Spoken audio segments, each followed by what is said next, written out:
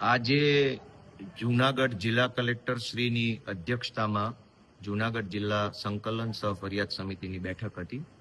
ધારાસભ્ય તરીકે ચૂંટાયા પછી પહેલી વખત હું આ મીટિંગમાં હાજર રહ્યો છું. આ બહુ જ મહત્વની અને અગત્યની મીટિંગ હોય છે. આની અંદર જિલ્લાને લગતા અનેક પ્રશ્નોની ચર્ચા થતી હોય છે. ધારાસભ્ય તરીકે મેં આજે આ મીટિંગની અંદર કુલ 35 પ્રશ્નોની રજૂઆત કરી હતી. તે પૈકી કેટલાક પ્રશ્નોની ચર્ચા નથી કરી અને કેટલાક પ્રશ્નોની ચર્ચા કરી છે. કુલ 35 પ્રશ્નો પૈકી આ મીટિંગની અંદર મેં ધારાસભ્ય તરીકે ખેતીવાડી અને વાણિજ્ય માટેના નવા કનેક્શનો મળવામાં થતા વિલંબની બાબત, ફીડર ઓવરલોડ કેટલા છે, કેટલા ફીડરમાં ફોલ્ટ આવે છે વગેરે બાબત ઉપર મેં કલેક્ટર સાહેબ સાથે રજૂઆત કરી છે. આ સિવાય આ સંકલનની બેઠકની અંદર પશુપાલન કરતા માલધારી સમાજને ગામતળ કે સીમતળની અંદર વાડા ફાળવવા બાબતે સરકારમાં શું જોગવાઈ છે, કેટલી અરજીઓ મળી છે અને એની ઉપર શું કાર્યવાહી થઈ, એ પ્રશ્ન પણ મેં લેખિતમાં કલેક્ટર સાહેબને પૂછ્યો હતો. જોકે સરકારી વહીવટી તંત્ર તરફથી જવાબ મળ્યો છે કે માલધારી સમાજને વાડા ફાળવવા બાબતે કોઈ હાલમાં સરકારમાં જોગવાઈ નથી. આ સિવાય જંગલમાં ઢોર ચરાવવા માટે મસવારી પહોંચ ધરાવતા જે માલધારીઓ હોય એને જંગલમાં ઢોર ચરાવવા જતા રોકવામાં આવે છે કે કેમ, નવી મસવારી પહોંચ લેવા માટે શું શું વ્યવસ્થા છે, અથવા તો કઈ કઈ જગ્યાએ અત્યારે ઢોર ચરાવવા માટેનું છૂટ આપવામાં આવેલી છે. તો ડીસીએફ પશ્ચિમ અને ડીસીએફ પૂર્વ બંને તરફથી અલગ અલગ પ્રકારના જવાબો મળ્યા છે. આ સિવાય વિસાવદર તાલુકાના કુબા રાવણી ગામે તલાટી મંત્રીએ વર્ષ 2006 ની અંદર હકપત્રક નંબર 6 નું આખું રજીસ્ટર છે એ ગુમ કરી દીધું. એની એફઆઈઆર થઈ 2006માં. 16 વર્ષ પછી 2022માં એનું ચાર્જશીટ થયું અને હજુ કોર્ટમાં કેસ ચાલુ છે. પરંતુ ગામ લોકો, કુબા રાવણી ગામના ગામ લોકોને હકપત્રક નંબર 6 મળતું નથી. એ બાબતે આજે રજૂઆત કરી છે અને રજૂઆતને ધ્યાને લઈ કલેક્ટરશ્રીએ પ્રાંત સાહેબને આદેશ કર્યો છે. જૂનાગઢ તાલુકાના પાતાપુર ઇટાળા રોડ ઉપર ગુડાજલી નદી ઉપર એક પુલ બની રહ્યો છે વર્ષોથી. છેલ્લા 2-2.5 વર્ષથી આ પુલનું કામ ચાલુ છે.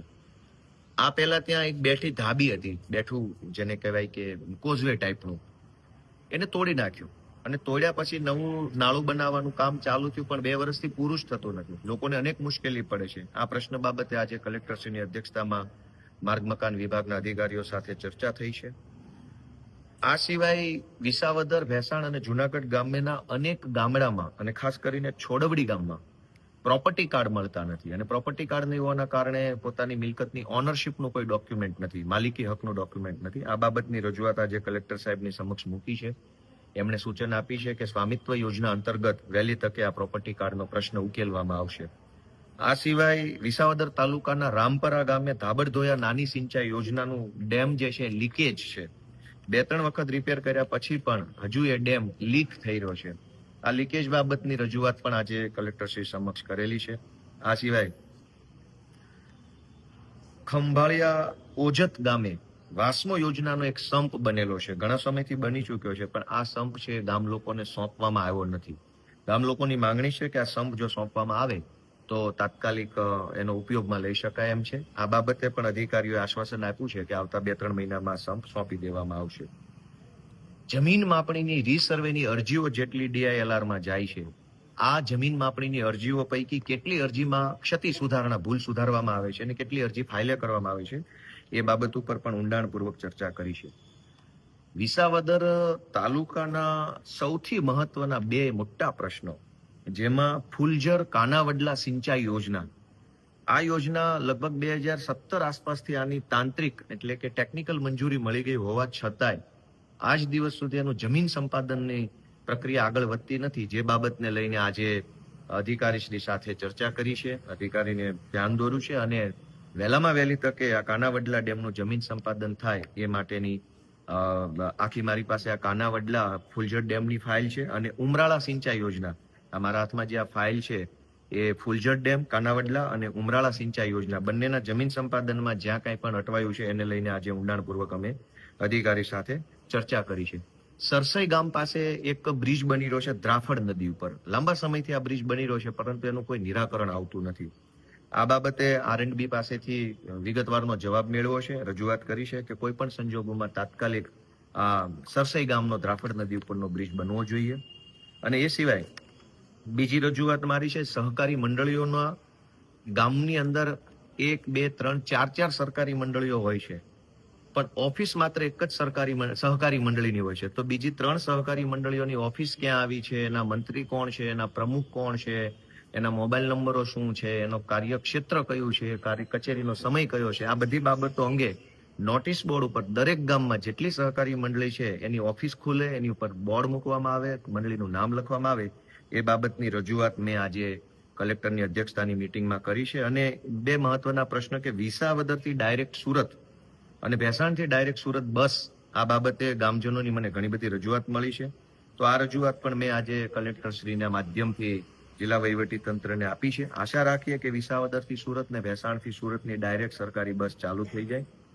આ સિવાય એક ગંભીર પ્રશ્ન એ પણ છે કે વિસાવદર, ભેસાણ અને જુનાગઢ ગ્રામ્યના લગભગ 100 જેટલા ગામડામાં સ્મશાન જે હોય છે, સ્મશાન, એની ફરતે દિવાલ નથી, અથવા તો ખાટલી નથી અગ્નિદાહ દેવાની, અથવા તો ખાટલી ઉપર છત નથી, અથવા તો અડધી દિવાલ તૂટેલી છે. 100 જેટલા ગામડાના સ્મશાન જે છે, જીવતે જીવતો સારી સુવિધા આપણી સરકાર આપી શકતી નથી, પણ મરેલા માણસ માટે ખાટલી ન હોય અગ્નિદાહની, ખાટલી હોય ત્યાં ઉપર છાપરું ન હોય વરસાદથી પ્રોટેક્શન કરવા માટે, ફરતી દિવાલ ન હોય, એવા 100 કરતા વધુ ગામડાના આંકડો આજની આ મિટિંગમાં મળ્યો છે. આ બહુ દુઃખદ અને ગંભીર અને શરમજનક બાબત છે કે આટલી મોટી સરકાર હોય, 100 ગામડાના સ્મશાનની અંદર વ્યવસ્થા અપૂરતી હોય. તો એ બાબતની પણ આજે મેં રજૂઆત કરેલી છે. આ સિવાય યુવાનો માટે લાઇબ્રેરીની ચર્ચા કરેલી છે.